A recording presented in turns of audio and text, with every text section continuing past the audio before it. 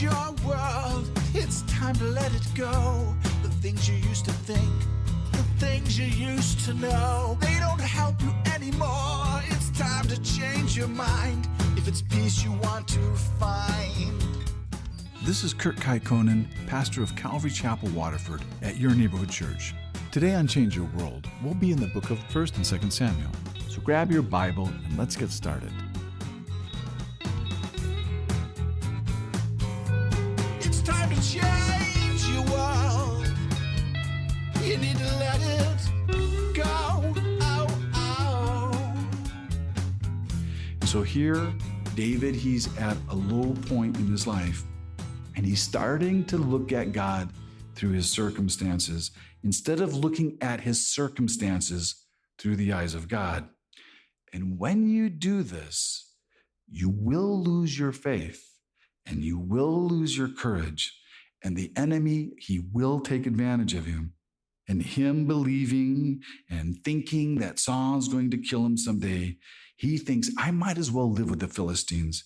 In Gath now, it looks better to him than Israel, because Saul won't follow him to Gath. And David's right, Saul doesn't. And you would think that Gath would be the last place David would ever come up with, because he's already tried Gath before. And going back to Gath and going back to King Achish, it will be different this time, because last time David, he was alone, but this time he has an army. And the Philistines, they're always looking for mercenaries. And Achish, he knows that David is estranged from Saul, and he's proven himself as a very capable warrior. And so Achish, he receives David at this time. And the thinking here is that the enemy of my enemy is my friend. And David, he's really smart how he makes his request to King Achish, where he says, now, if I found the favor in your eyes, please give me some town in the country that I may dwell there. David's reason that he gives to Achish is that he's not worthy to live in the royal city of Gath. And this would have been actually a relief to Achish, because this would relieve Achish of the extra burden to provide extra water and food supplies to David and his men. Where Achish, he already has to provide for a whole large Philistine population. And David, all he's looking for is a normal life, as normal as he can get. He just wants this little home in the country, just a place for his men to be able to raise their families. And it's always better to do this out of the eyes of Achish, so he won't be watching them too closely. And King Achish, he has no problem giving David the small town of Ziklag. And this is about 25 miles away in the territory of Simeon. And if you remember, Simeon's territory is actually located in the territory of Judah. But here, what you really need to see is how far David has fallen. And this has only been about 15 years where David was so outraged over God's enemies, over these uncircumcised Philistines. That's when David killed Goliath, Gath's champion.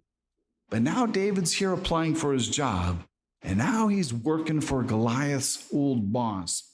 And David isn't asking God his will in this matter because he doesn't want to know, because with just a little compromise, he thinks that he can make this all work out, that he can just be a regular guy.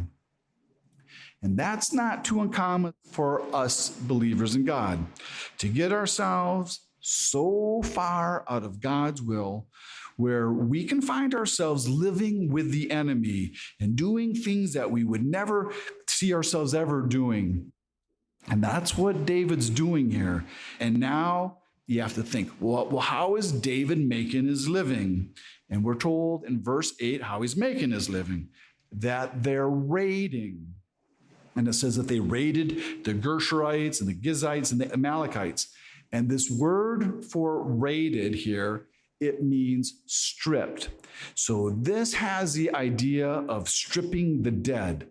And so David and his men, what they have become just like the Philistines, where they have become bandits, roving bandits, like pirates, They're raiding towns and villages and all the different encampments of all the different various tribes. And they're going down as far as Egypt, all against all these different tribes who were the enemies of Israel. Where Israel, they had a difficult time removing them all the way back since the book of Joshua. But all of these tribes, they happen to be the allies of the Philistines.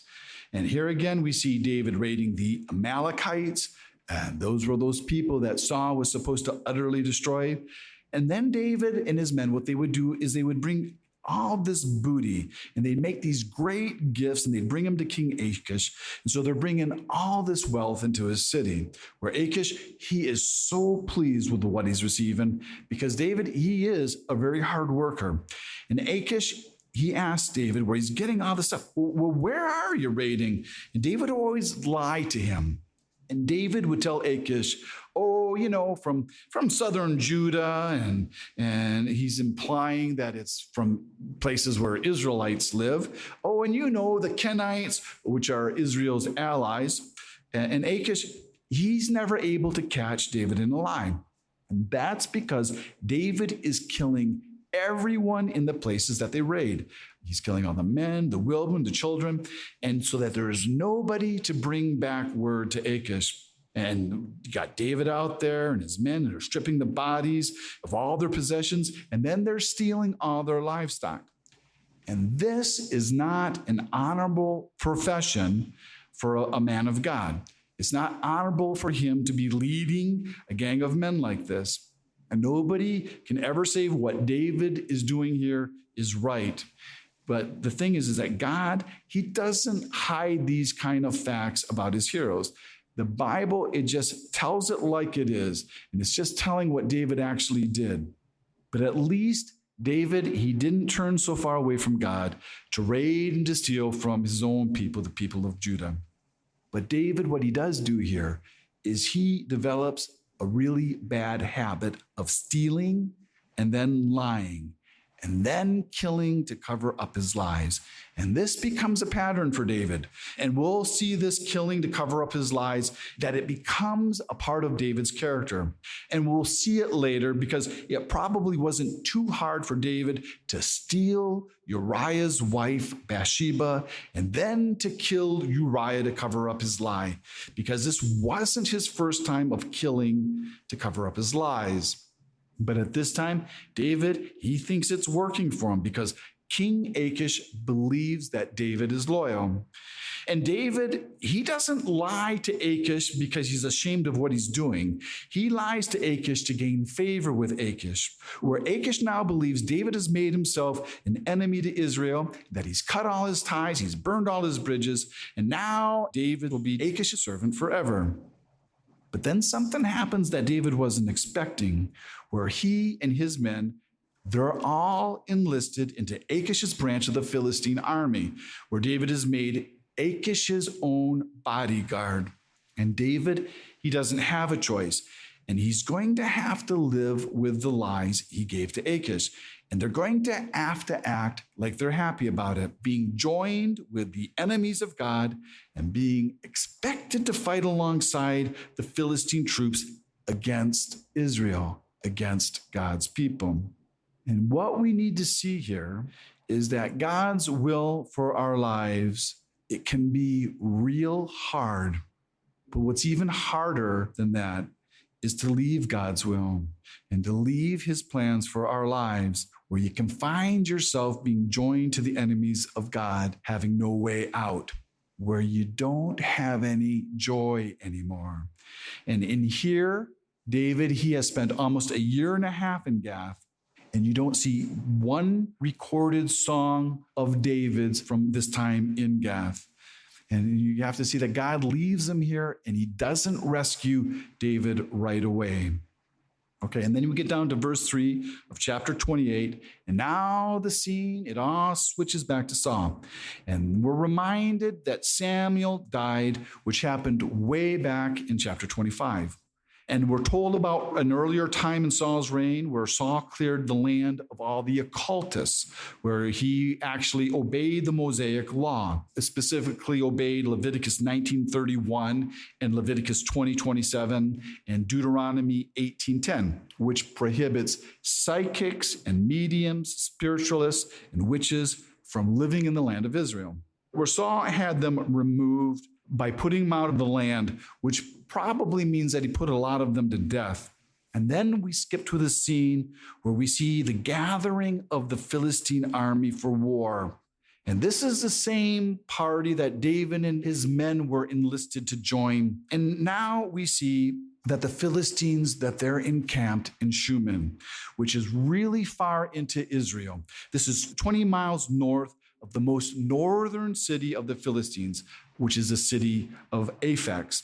And Shunem is deep into the Jezreel Valley at the foot of Moriah. And we know the Jezreel Valley more commonly as the Valley of Armageddon. So this is a huge valley. And then this is a valley where one day all the nations of the world will gather together with their armies to battle against Jesus Christ in that last battle known as the Battle of Armageddon. But now this valley is filled with Philistines to battle against Saul and Israel. And Saul, he's with Israel, and they're all camped up in Gilboa, which is on a hillside. But from that hillside, Saul can observe the entire enemy's army.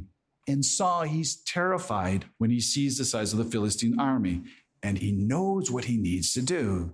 He knows that he needs to inquire of the Lord, because Saul does believe in the Lord, but the Lord doesn't speak to Saul anymore. But God has been speaking to Saul for years, but Saul, he would never listen to God, though God has been gracious to Saul, where he spoke to him many ways. But now God's not speaking to Saul, and God is silent. And it says that God won't answer Saul by dreams, which makes it kind of sound like he's spoken to Saul by dreams before. And it says, or by the Urim.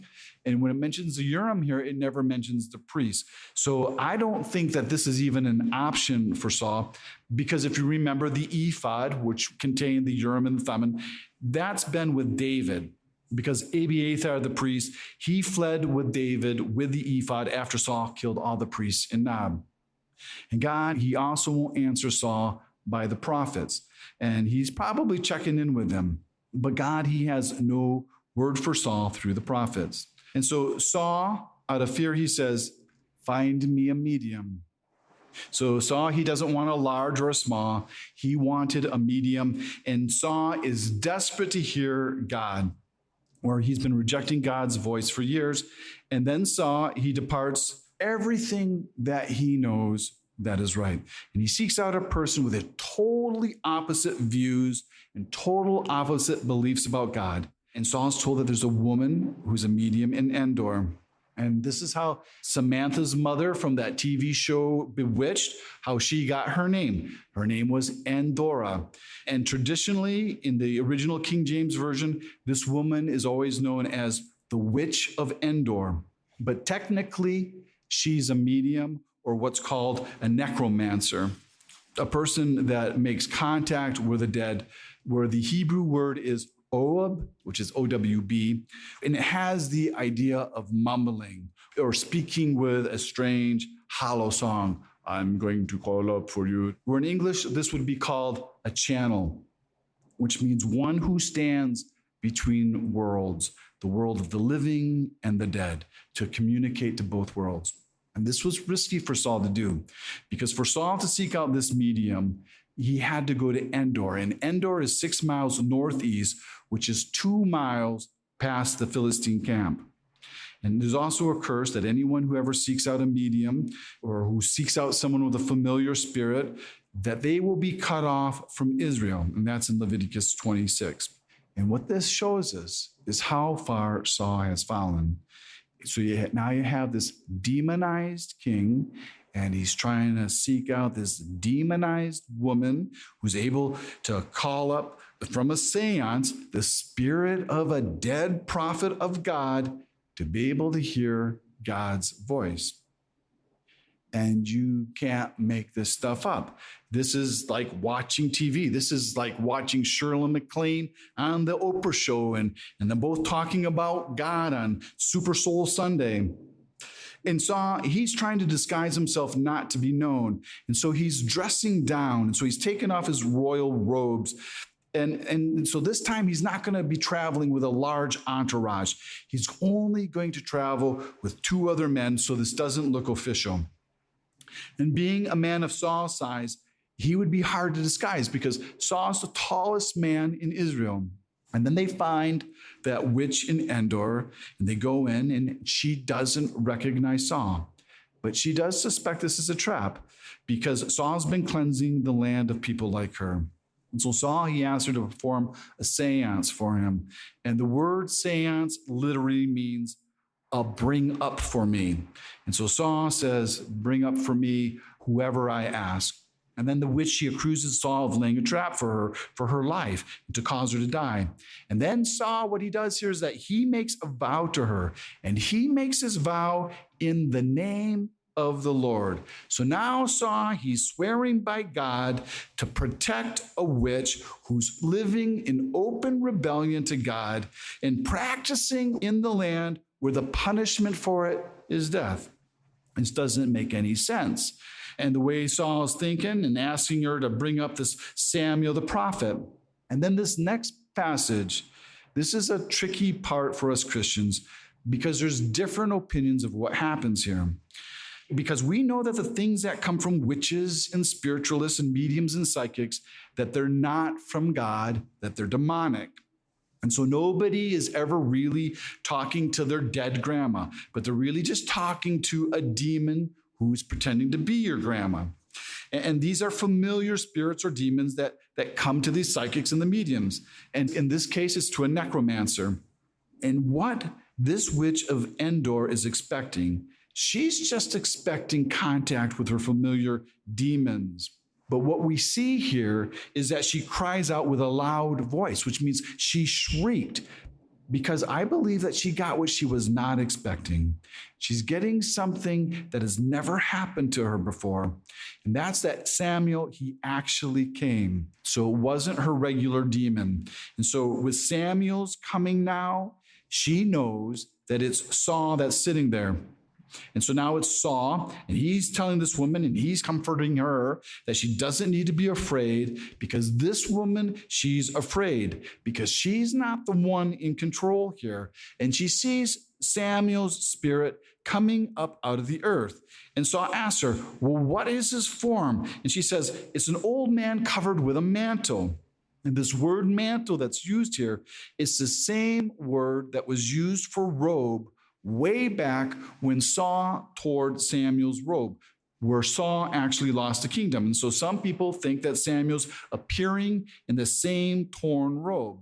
And there's one opinion that's held by some that this isn't really Samuel, but this is just a demon who's impersonating to be Samuel the prophet. But I'm of the opinion that God actually allowed this. I actually believe that this is an exception. And the only other time that we've ever seen this kind of exception, when someone came back from the dead and appeared to someone, is on the Mount of Transfiguration, where we saw Moses and Elijah appear to Jesus. But if you go to your psychic and you try to talk to grandma, this is not going to happen. You'll be talking to a demon. And I'll tell you why I think God may have possibly allowed it this time. And the only thing that I can think of that it could have been, it was just mercy toward Saul, because this is giving Saul a chance to get right with him before he dies.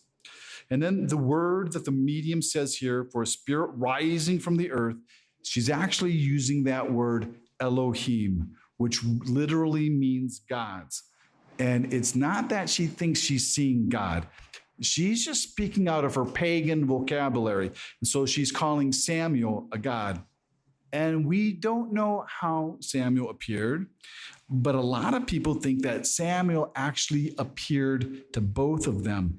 And it's not like through a crystal ball or anything like that. But Samuel, he was not just this voice in the dark. And it wasn't a hallucination, and it wasn't any kind of deception caused by the medium.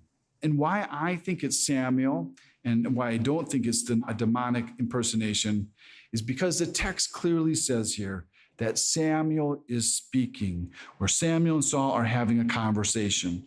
And the first thing that Samuel says is, "Why have you disturbed me?" Because Samuel, he was at peace, though Samuel was not in heaven, because nobody went to heaven before Jesus died for sin or before the resurrection. But Samuel, he was in the place of the righteous dead called paradise or Abraham's bosom that Jesus spoke of during that story, like with Lazarus and the rich man.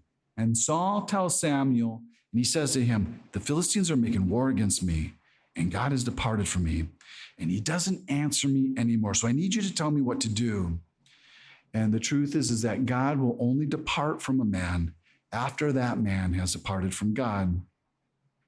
And here, where Saul is asking Samuel what he should do, Saul already knows what he needs to do. He knows that he needs to go fight the Philistines. But what Saul's really wanting to know here is, are things going to turn out right for me? And will I win the battle? And then Samuel says, "If God has departed from you, why do you think I would answer you?"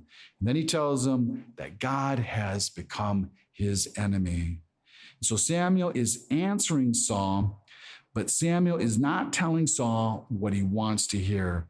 And then Samuel tells Saul the exact same words that he told him over 15 years before this in 1 Samuel 15, where he says, "For the Lord has torn the kingdom out of your hand and given it to your neighbor." And the only difference between this passage and the passage back there is that this time Samuel says David's name.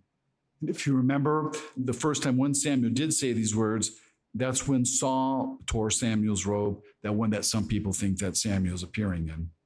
And all of this is happening because Saul didn't obey the voice of the Lord when he was told to destroy the Amalekites. And so what we need to see here is that God's judgment, it was pronounced years before this. The judgment for Saul's sin, it has never gone away, and it was still to come. And this is the same way that it'll be for our sins. If we're not forgiven through Jesus' payment for our sins on the cross, that our judgment because of our sin, it doesn't go away because of time. Our judgment will still be coming. So Samuel, he tells Saul the information he wanted to know, but it's not what Saul wanted to hear, because Samuel says that Israel is going to lose to the Philistines, and that Saul and his sons will die in the battle, and that tomorrow they will be with Samuel. And what he's meaning is that they're going to be in the grave. They're going to be in the place of the dead. And when Saul came to the witch's house, we read that he was totally terrified. And now he's way first off, and he's dreadfully afraid. And now he won't get himself off the floor until the witch comes over and comforts him. Where these two, you wouldn't probably think of it, but they were much alike. They're both living in rebellion to God, and they're both under God's judgment. And then she encourages Saul to eat. And we see that Saul, he refused to eat at first because he may not have wanted to have broken his vow of fasting. But Saul is persuaded, and then the witch makes Saul this wonderful last meal, the last meal that we hear that Saul ever ate, which is a fatted calf. And a fatted calf was a nice meal. And so now you have here Saul sharing his last meal with the witch.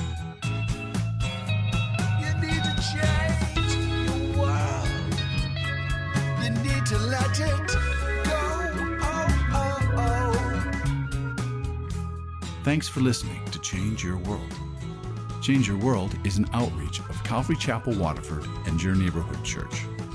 If you're listening to Change Your World in the Detroit metro area, why don't you join us for church this Sunday?